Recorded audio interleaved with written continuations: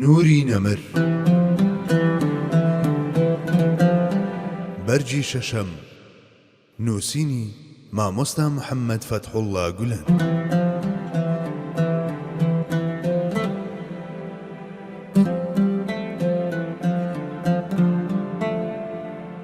سێ کۆمەڵێک ئاەتی دیکەی قورئانی پیرۆز کە پەیوەستن بەم بابەتەوە ئەمانن. ئەلف يا أيها الذين آمنوا أطيعوا الله وأطيعوا الرسول وأولي الأمر منكم ئەی ئەوانەی باوەڕتان هێناوە گوێڕایەڵی خودا بکەن، گوێڕایەڵی پێغەمبەری خودا بکەن و گوێڕایەڵی فەرمان بەدەستانتان ئەوانەی لە خۆتان و باوەڕ و بیر و هەستی ئێوە لە خۆ دەگرن و لە خۆشی و ناخۆشیدا لەگەڵتانن بکەن. لە کاتێکدا ئەم ئاەتە لە پاش فەرمانکردنی ڕاستەوخۆ بە گوێڕایەڵیکردنی پێغەمبەری خودا صلی الله عليه وسلم تەنانەت فەرمان بە گوێڕایەڵبوون بۆ سەر گەورە و فەرمانڕەوایانی چاکە خواز دەکات. ئیدی ئایا دەبێت گوێڕایەڵ نەبوون بۆ پێغەمبەری خودا کە گەورەترین کەسی نێو مرۆڤایەتیە و گەورەترینی ئەو کەسە گەورانەیە کە فەرمان بە گوێڕایەڵبوونیان کراوە و سەرچاوە و بناغی ئەو گەورانەیە چۆن لێک بدرێتەوە؟ یاخود لافی بەتەنها بە هەندوەرگرتنی قورئان و پەشگوێخستنی گفتار و کردار و سونەتەکەی ئەو و پێنەدانی مافی فەرمانکردن و ڕێگریکردن بە ئەو دەکرێت بە چ جۆرە تێڕوانین و ویژدانێک پێکەوە بنرێت؟ با وأطيعوا الله ورسوله ولا تنازعوا فتفشلوا وتذهب ريحكم گوێڕایەڵی خوا و پێغەمبەرەکەی بکەن لە هەموو کردار و گفتارێکدا و ئاشوب و ئاژاوە مەجێڕن و مەچن بە گژیەکدا، خۆ ئەگەر بچن بە گژیەکدا و یەکتر بشتێنن ئەوە شکست و لاوازی ڕووتان تێدەکات و هەیبەت و شکۆداری و دەسەڵاتتان لەبەین دەچێت. ئەم پەیامە ئیلاهیە گوێڕایەڵیکردنی پێغەمبەری خودای بەسەرچاوەی هێز و سەرکەوتن و یەکبوون داناوە.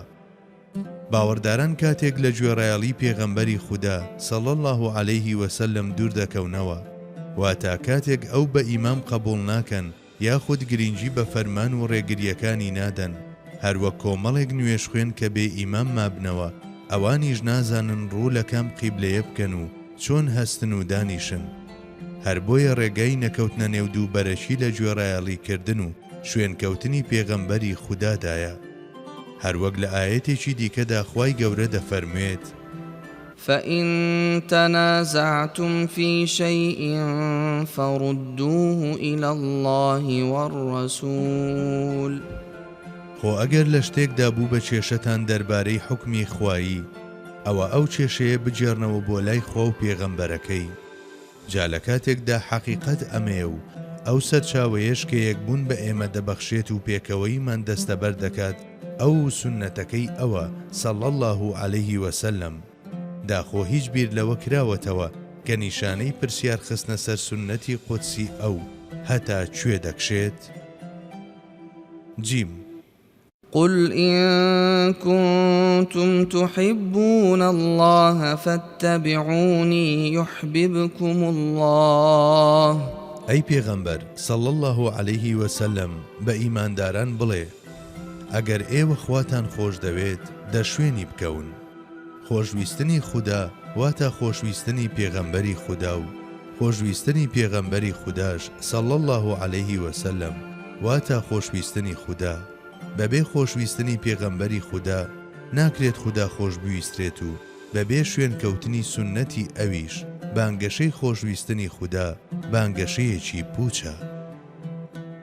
دال لقد كان لكم في رسول الله أسوة حسنة لمن كان يرجو الله واليوم الآخر وذكر الله كثيرا.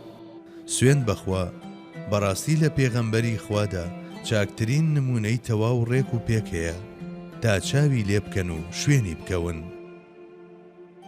بۆ کەسێک کە ئومێدی بە خودا و ڕۆژی دوایی هەبێت و زۆر زیکری خودا بکات، بۆ ئەو باوەڕدارانەی پەیوەندیان بە پتەوی دەگەڵ خوادا دەهێڵنەوە، ئەوە پێغەمبەری خودا صلی الله عليه وسلم باشترین نمونە و پێشەنگە و شوێنکەوتن و بە نمونەگرتنی ئەو شتانێکی زۆر باشی لەخۆدا هەڵگرتووە بۆ دۆزینەوەی ڕێگەی ڕاستی و ئیستیقامەت لە نێوان ئەو هەموو ڕێگە جۆرا و جۆرەدا کە هەموو بەرەولایەک دەڕۆن بۆ ئەوەی بتوانرێت لەسەر ڕێگەی ڕاست سیرات المستەقیم بەدامەزراوی ڕێبکرێت ئەوە تەنها کارێک کە پێویست بێت و دەکرێت ئەنجام بدرێت بریتیە لە شوێنکەوتن و گوێڕایاڵیکردنی سونەتی ئەو مرۆڤەی نوێنەرایەتی ئەو ئیستیقامەت و دامەزراویە دەکات.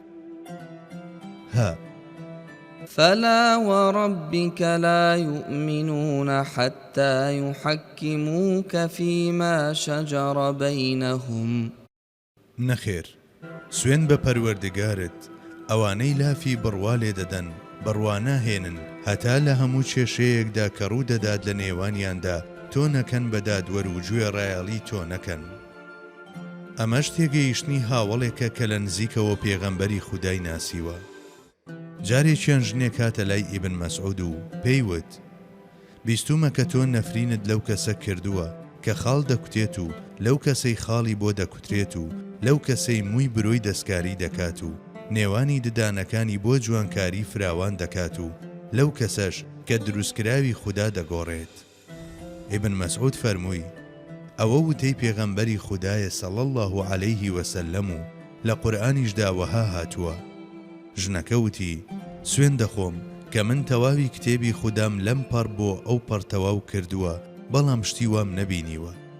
ئیبن مەسعودیش فەرمووی ئەی مەگەر نەتوخێندوێتەوە کە دەفەرموێت وما آتاكم الرسول فخذوه وما نهاكم عنه فانتهوا. جا ئەوەی پێغەمبەر صلی الله عەلەیه وسەلەم پێی بەخشیوین وەری بگرن هەر فەرمانێکی پێدان بەگوێی بکەن قەدەغەی هەر شتێکی لێکردن مەیکەن.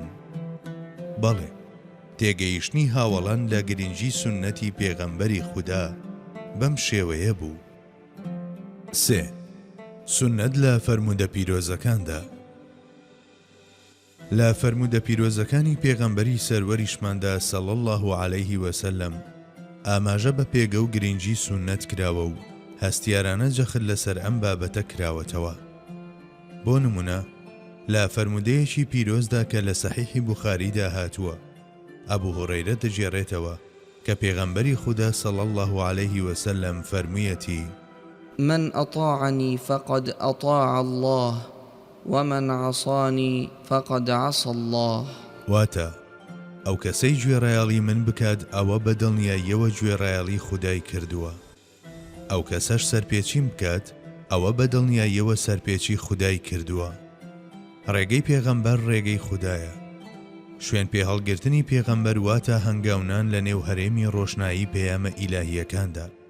هەر بۆیە قبول نەکردنی سونەت و دابڕاندنی لە ژیان یاخود یاخیبوون بەرامبەری هەمان واتای سەرپێچیکردن و یاخیبوونی هەیە بەرامبەر بە خوددا. خودای گەورە لە نێو مرۆڤەکاندا یەکێکیان هەڵدەبژێرێت ڕۆحێک بربژاردە دەکات کە هەر وەک شەونم هەموو شتێکی خودای بەبێ کەم و کوڕی و کێشە وێنە پێ بداتەوە. پاشانیش پەیامەکەی دەڕێی ئەوەوە بۆ مرۆڤەکان دەنێرێت ئەویش بە سەرنجەکانی ئەو پەیامە ڕوون دەکاتەوە و دەیخاتە بەردەممان. جاگەر لە بەرامبەر ئەمەوە کەسانێکی سنووری خۆنەزان هەستن و ڕەفتاری نەشیە و بەرامبەر ئەو پەیامبەرە بربژاردەیە بنوێنن ئەوە شتێکی لەو شێوەیە تەنها و تەنها دەکرێت ناوی سەرپێچی و یاخیبوون بەرامبەر خوددا و بەدەستێنانی شایەنبوون بۆ دۆزەخی لێبنرێت.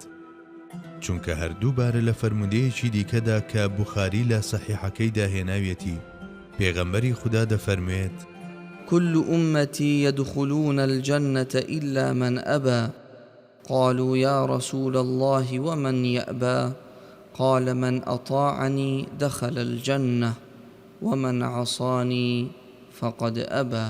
تەواوی ئومەتەکەم دەچنە بەهەشتەوە تەنها ئەو کەسە نەبێت کە پشت هەڵدەکات و یاخی دەبێت. وتیان ئەی پێغەمبەری خوددا جا چێیەکە یاخی دەبێت؟ پێغەمبەری خوددا لە وەڵامدا فەرمووی هەر کەس گوێڕایاڵی من بکات دەڕواتە بەهەشت و هەر کەسیش سەرپێچی من بکات ئەوە پشتی هەڵکردووە و یاخی بووە.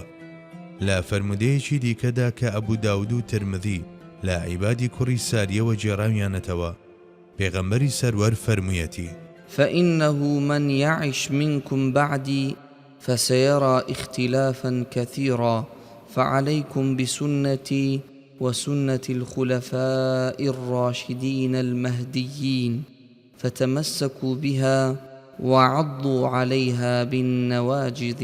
هەرکەس لە ئێوە لە پاش من بژێت ئەوە ناکۆچی و دووبەرەکی زۆر دەبینێت. جا ئەو کات دەست بە سونەتی من و سونەتی خەلیفە ڕاشیدە ڕێنمایی کراوەکانەوە بگرن، واتە شوێن سونەتی ئەبوو بەکر و عومەر و عوسمان و عەلی بکەون و بەتوندی بەدەست و ددان خۆتانی پێوە بگرن. لە بەردەوامی فەرمودەکەشدا دووبارە ئاماژە بۆ پێگەی بێوێنە و گرنگی لە ڕادەبەدەر و بڵندی سنت کردووە و فەرموویەتی: وإياكم ومحدثات الأمور المحدثات فإن كل بدعة ضلالة. ئامان ئاگاتان لەو شتانە بێ کە لە دواتردا بە ناوی دینەوە دادەهێنرێن، چونکە هەموو داهێنراوێکی لەم شێوەیە گومڕاییە. لە فەرمودەیەکی بەناوبانجی دیکەدا کە تەبەڕانی ڕیوایەتی دەکات، پێغەمبەری خودا صلی الله عليه وسلم فەرموویەتی: المتمسك بسنتي عند فساد أمتي له أجر شهيد. ئەو کەسەی دەست بە سونەتی منەوە دەگرێت دەست بەو پەیڕە و بەرنامەیەوە دەگرێت کە بۆ ژیان دامناوە. لە سەردەمێکدا کە ئومەتەکەم تووشی فەساد هاتووە، لەو سەردەمەدا کە پایەکانی دین تووشی هەژان بوون و ئومەت پارچە پارچە بووە و هەوڵ بۆ ڕماندنی بیری ئیسلامەتی دەدرێت، پاداشتی شەهیدێکی هەیە. لە ڕیوایەتێکی دیکەی فەرمودەکەدا کە سەنەدەکەی جێگەی ڕەخنە بۆ دەوترێت پاداشتی 100 شەهیدی هەیە. جا ئەمە دەکرێت بۆ ئەو کەسە بوترێت کە تەنانەت یەک دانە لە پایەکانی سونەتیشی زیندوو کردوێتەوە. جا لە بەرامبەر دەربڕینە ڕوونەکانی قورئانی پیرۆز و پێغەمبەری خوداوە، ئەو کەسانەی هێشتاش بە شوێن ڕێگەی دیکەدا دەگەڕێن و دەیانەوێت بیری خۆیان زاڵ بکەن، وا نازانم شتێکی زۆرمان پێوت بن گەر وەک قورئان پێیان بڵێین: فأين تذهبون؟ دەتان هەوێت بۆ کوێ بڕۆن و بە کوێ بگەن؟